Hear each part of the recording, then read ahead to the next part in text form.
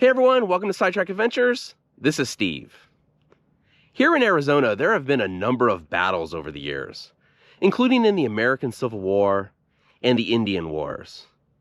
But when you think of Arizona, naval warfare is probably not the first thing that comes to mind. Well, today we're going to be taking a look at Arizona's short-lived Navy, the Parker Dam, and the last time one state took up arms against another. And it's probably more recent than you'd think. Currently, we are in Buckskin Mountain State Park on the Colorado River, north of Parker, Arizona.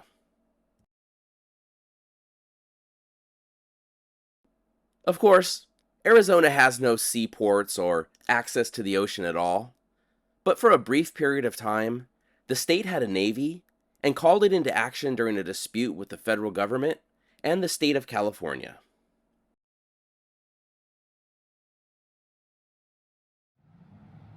Even though we are right on the Colorado River, and this story is about the river, real quick I'm going to head away from the river and climb this hill.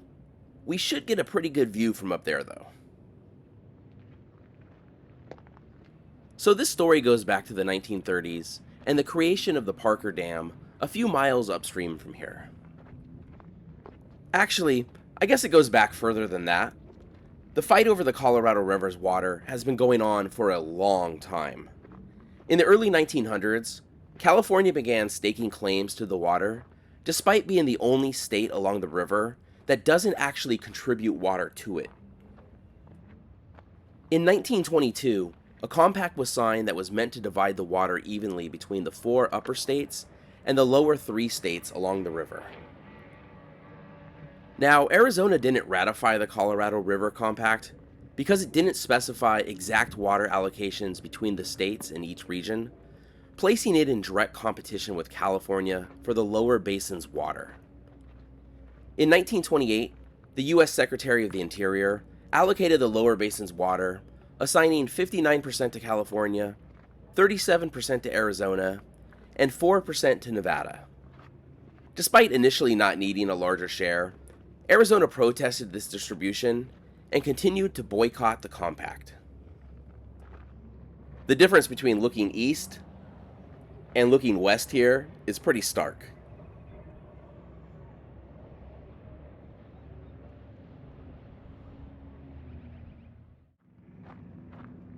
It's about 100 degrees right now, and if I'd brought my bathing suit, we'd probably be filming this part of the video from inside the river. With the Colorado River Compact in place, even though Arizona refused to agree to it, California had plans for the water. And in 1933, the Metropolitan Water District of Southern California began building an aqueduct to bring water from the Colorado River to Los Angeles. Their plan also included the building of a dam on the river, the Parker Dam.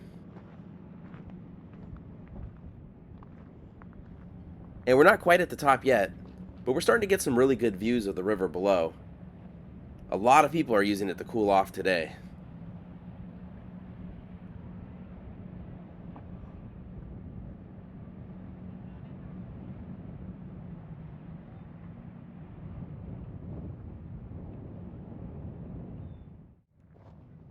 Even though the dam was conceived and funded by California, the United States Bureau of Reclamation managed the dam's construction. Arizona Governor Benjamin Moore wasn't having this. He saw this as California taking Colorado River water that rightfully belonged to Arizona. Arizona's Attorney General quickly declared construction of the dam on Arizona soil illegal, and on November 10, 1934, Governor Moore declared martial law. Infantrymen, including 40 riflemen and 20 machine gunners from the Arizona National Guard, were activated and sent to the Colorado River. He ordered that construction be stopped by any means necessary, and for the first time since the American Civil War, one state had taken up arms against another.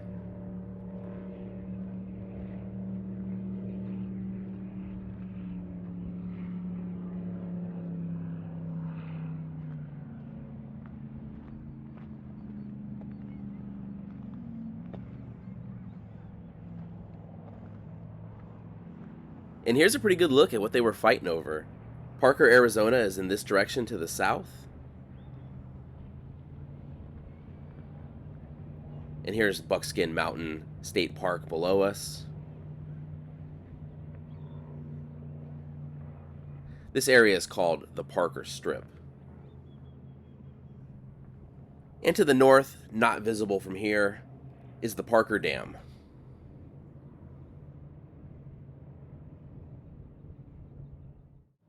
I've come down to the water now, and I really want to get in, but I think the park might frown on me skinny dipping. There are a lot of boats on the river today, but back in 1934, recreational boating wasn't as big a thing on the Colorado River. So as part of their deployment, the National Guard troops acquired 2 local ferry boats, and Arizona's Navy was formed. The 2 boats that made up Arizona's Navy were the Julia B. and the flagship, the Nellie Joe. The owner of the ferry boats, Nellie T. Bush, was named by the governor Admiral of the Navy. And by contrast, the United States Navy didn't have a female admiral until 1972. Mrs. Bush's rank of admiral was of course a stunt, but even outside of that, she had a pretty amazing story. 6 months pregnant, she came to Parker in 1915 to help her husband run the ferry boat business he bought. She became the first woman in Arizona to become a licensed ferry boat pilot. Admiral Bush was also a teacher and was elected Justice of the Peace for Parker in 1918. In 1920, Mrs. Bush was elected to the Arizona State Legislature as a representative for Yuma County, a seat she held for 14 years. Then in 1934, she became Arizona's second female state senator. She was elected to the Arizona Women's Hall of Fame in 1982.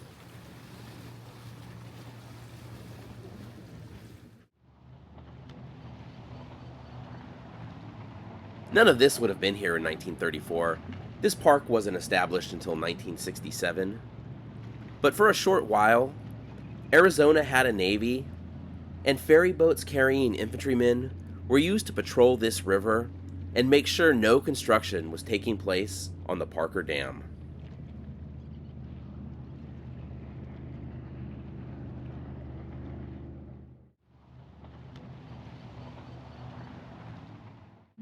Now let's go check out the dam that caused all the trouble.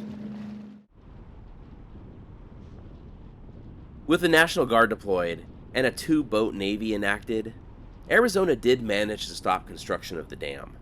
Though, as we're about to drive across it, it goes without saying that construction wasn't permanently stopped.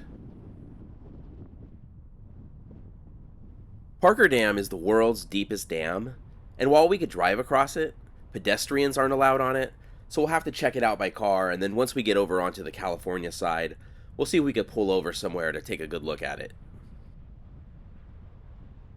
I'm not sure why vehicles are allowed on the dam, but you can't walk out onto it, though I have a feeling it's to stop people from jumping into Lake Havasu.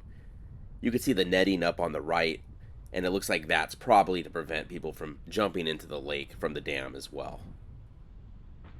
Though, that's just speculation on my part. This netting could be for something completely different for all I know. Unfortunately, there are no dam tours either. When you come out here, I guess you just can't do a damn thing.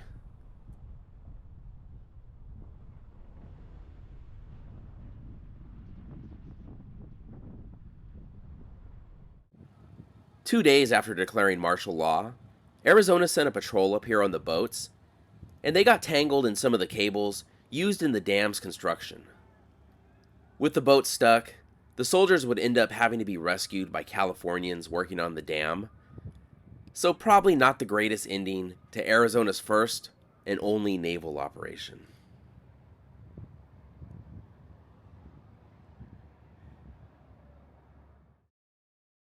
Here's a sign showing just how deep the dam is. Most of it is underground.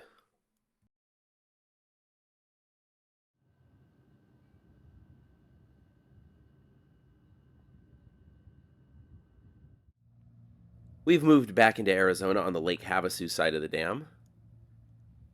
Despite the armed soldiers and machine guns set up along the river, and the embarrassment of having to be rescued by the enemy, no shots were ever fired, but Arizona's show of force worked. The United States Secretary of the Interior was forced to postpone construction and took Arizona to court to end the interference. The United States Supreme Court sided with Arizona, ruling that Congress had never approved the dam, and California can't build on Arizona's land without their consent. The governor of Arizona, now with the upper hand, agreed to drop opposition to the Parker Dam if the Roosevelt administration approved Arizona's Gila River irrigation project. The agreement was reached, and funding for the irrigation project was included, along with the bill authorizing construction of the dam.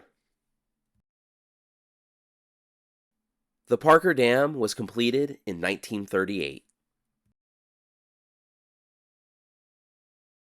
Lake Havasu here was created when the Parker Dam was finished, and unlike a lot of the other lakes along the Colorado River, Lake Havasu was always kept at or near full.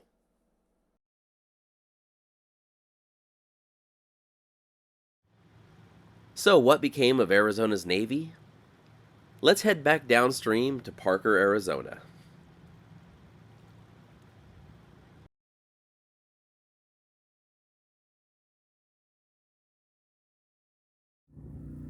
We are now in Parker, and in the early 1930s, there weren't many bridges crossing the Colorado River in Arizona. This bridge in front of us, though, was an exception. It's a railroad bridge that was built in 1908.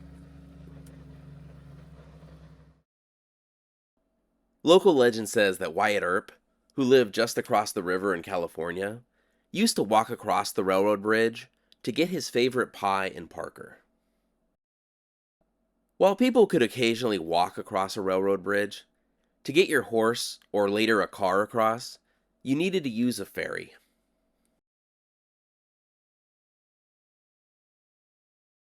After the Parker Dam affair, it was decided a bridge for autos needed to be built, and in 1935, a pontoon bridge was constructed across the river here using local boats, including the Julia B. and Nellie Joe. After a permanent bridge opened here in 1937, the two ferry boats were no longer needed and were run aground and removed from the river.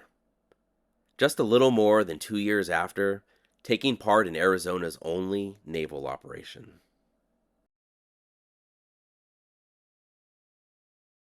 So that's our look at the Parker Dam and Arizona's short-lived Navy. Thank you so much for watching. If you enjoyed the video, please give it a thumbs up, consider subscribing, and we'll see you next week.